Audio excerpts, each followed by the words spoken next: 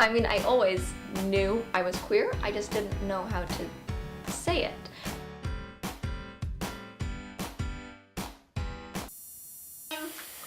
Thomas.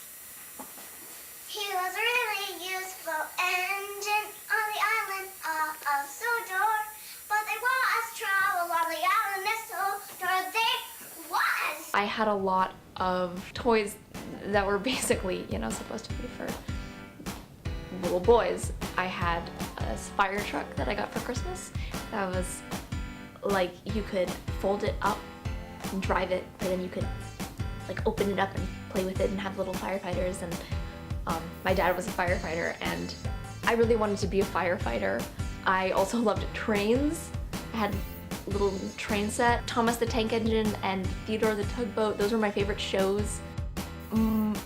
When I was really little, there was that absence of influence, so I didn't have culture telling me that I should be a girl and this is what a girl looks like and does and likes.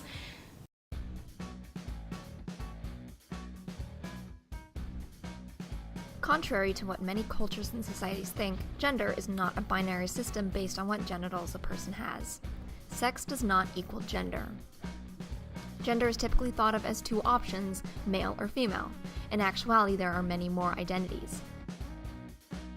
Gender expression is how one dresses and doesn't involve gender identity. How people identify is determined by how they feel internally and what word they would think describes that best.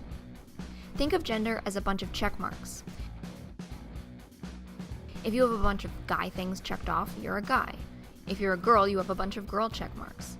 You might have mostly, but not all, girl check marks and decide to identify as a girl. You might have barely any check marks at all and identify as agender. You might have check marks all over the place, boy, girl, other, and identify as non-binary.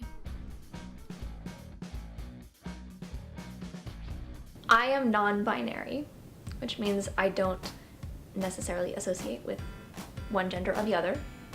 I kind of have a mismatch all over the place.